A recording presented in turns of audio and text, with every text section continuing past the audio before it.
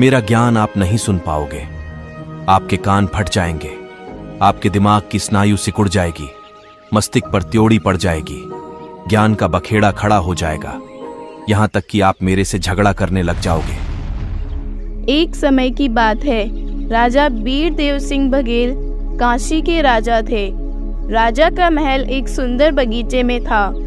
एक बार राजा ने अपने गुरु ब्राह्मण की आज्ञा अनुसार भजन कीर्तन का आयोजन करवा रखा था।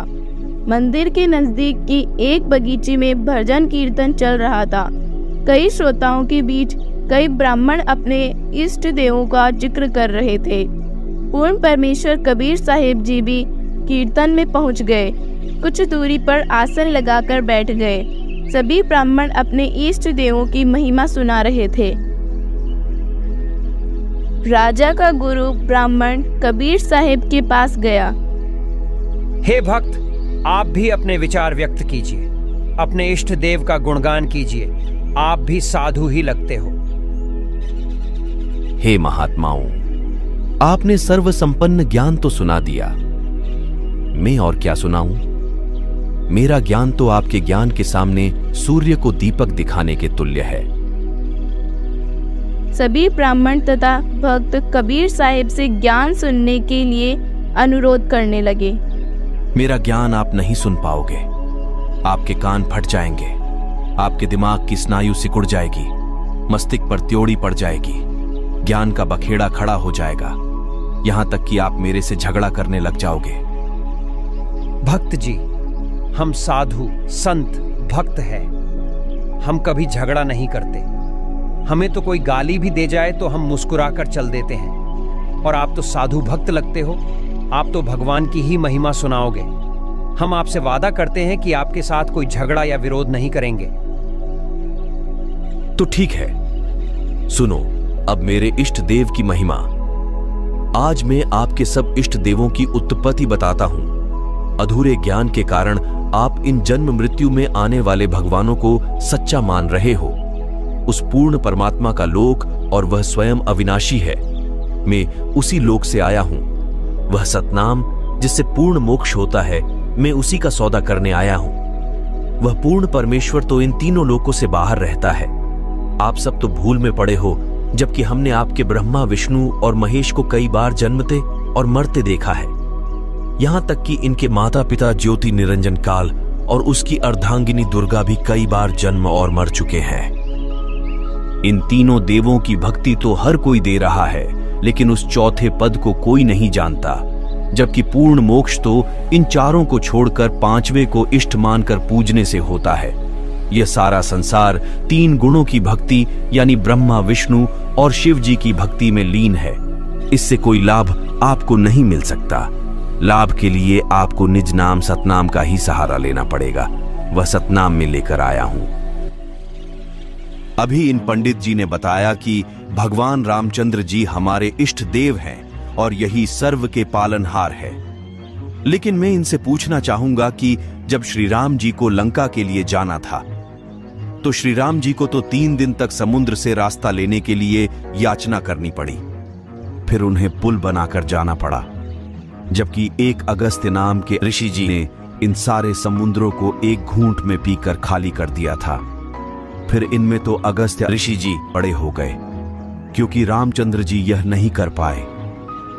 वही जब मेघनाथ ने राम लक्ष्मण सहित पूरी वानर सेना को नागफांस में डाल दिया, मानवीय लीला करने को कहलाए जाने वाले रामचंद्र जी और उनकी पूरी सेना को रावण की सेना अगर चाहती तो उसी समय नष्ट कर सकती थी।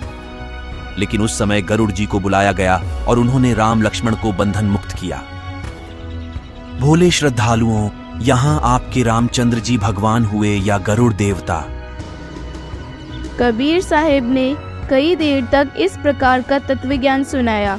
कबीर साहिब के ऐसे ज्ञान से सभी श्रोता आश्चर्यचकित थे और ब्राह्मणों से उत्तर सुनना चाहते थे, जबकि ब्राह्मण और पंडित जी निरुत्तर हो गए।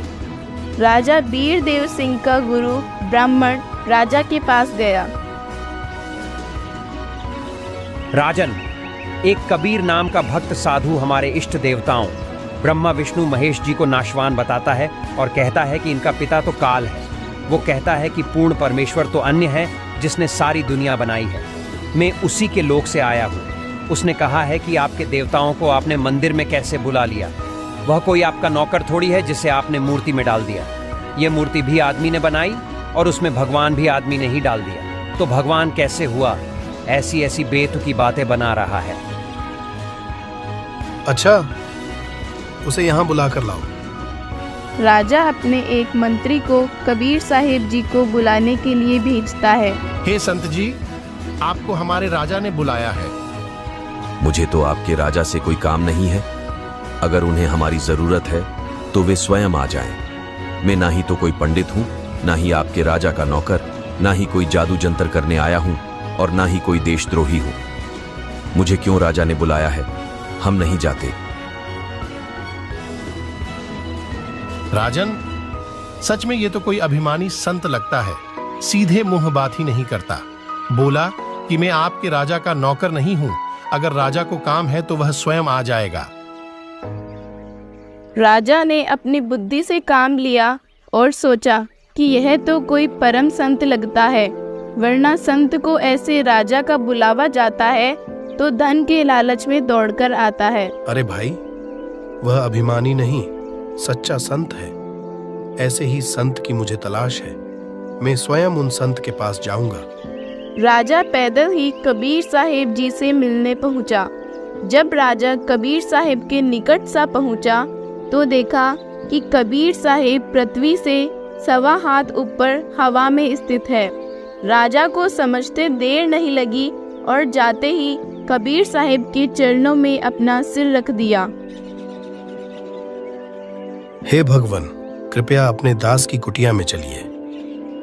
नहीं राजन, सत्य ज्ञान का उजागर तो सभी के सामने होना चाहिए। हे भगवान, आज मैं भी सत्य और असत्य का निर्णय करना चाहता हूँ। कृपया महल चलकर मुझे अपना संपूर्ण ज्ञान समझाइए। राजा के विशेष आग्रह करने पर कबीर साहिब राजा के साथ महल के लिए चल पड़े। राजा ने सम्मान पूर्वक कबीर साहिब और अपने ब्राह्मण गुरु का आसन लगवा दिया और ज्ञान चर्चा करने के लिए कहने लगा। ब्राह्मण देवता, आपका कबीर साहिब जी से क्या मतभेद है? अब आप दोनों आमने सामने हैं। अपनी ज्ञान चर्चा कीजिए। सर्वप्रथम तो कबीर जी ने हमारे ब्रह्मा विष्णु महेश जी को ही नाशवान करार दिया, जो कि पूर्णतः गलत है। क्या प्रमाण है इसका इनके पास? जरूर ऋषि जी, जरा देखिए अपने पुराणों में। देवी भागवत पुराण के 3 स्कंद में ये तीनों स्वयं ही स्वीकार करते हैं कि हमारा जन्म और मृत्यु होती है। ब्राह्मण उसी समय देवी भागवत पुराण का 3 स्कंद पढ़ने लगा। भगवान की रजा से ब्राह्मण को पुराण का वही प्रकरण हाथ लगा जिसमें ब्रह्मा विष्णु महेश की जन्म मृत्यु सिद्ध होती है। ब्राह्मण के चेहरे का रंग फीका पड़ गया। कुछ देर तक स्तब्ध सा रह गया, लेकिन सोचा कि इन्हें मना कर देता हूँ, ये सब तो अशिक्षित है। कबीर साहिब ब्राह्मण के चेहरे का हाव भाव समझ गए। ऋषि जी, आज आप राजा की कचहरी में हैं और ये निर्णय होकर ही रहेगा कि कौन सत्य कथा करता है। अगर आप नहीं बता सकते हैं तो किसी अन्य ब्राह्मण को बुलाकर पूछा जाएगा। ब्राह्मण गुरुजी, आज मैं सिर्फ सत्य सुनना चाहूंगा। अगर किसी प्रकार से आप गलत निकले तो अंजाम अच्छा नहीं होगा। क्षमा करें राजन, पुराण में ऐसा ही लिखा है। हम भी इस प्रसंग से अनभिज्ञ हैं। ब्रह्मा विष्णु और शिव जी बोल रहे हैं कि हमारा तो आविर्भाव और तिरोभाव यानी जन्म और मृत्यु होती है, और इन्होंने मां दुर्गा को अपनी माता अर्थात जननी सिद्ध किया है। ये हमारे कर्म में कुछ बदलाव नहीं कर सकते। राजा ने कबीर साहिब जी के चरण पकड़ लिए। हे भगवान, हम दीनों पर भी दया कीजिए। कृपया अपना ज्ञान विस्तार से समझाइए। आप संत ही नहीं बल्कि भगवान स्वरूप हैं। आपका ज्ञान 100 आने सत्य है। तब कबीर साहिब ने राजा, रानी और ब्राह्मण को संपूर्ण सृष्टि रचना सुनाई और तत्व ज्ञान समझाया। राजा बीरदेव सिंह बघेल तथा रानी मानक देई और ब्राह्मण पुरोहित ने कबीर साहिब से दीक्षा ली और सत भक्ति करनी शुरू की। ये अनमोल ज्ञान जगत गुरु तत्वदर्शी संत रामपाल जी महाराज के सत्संगों का अंश मात्र है। संपूर्ण आध्यात्मिक ज्ञान के लिए सुनिए संत रामपाल जी महाराज के मंगल प्रवचन। आप संत रामपाल जी महाराज जी के मंगल प्रवचन संत रामपाल जी महाराज एप्लीकेशन पर भी सुन सकते हैं तथा उनके द्वारा लिखी पुस्तकें भी डाउनलोड कर सकते हैं।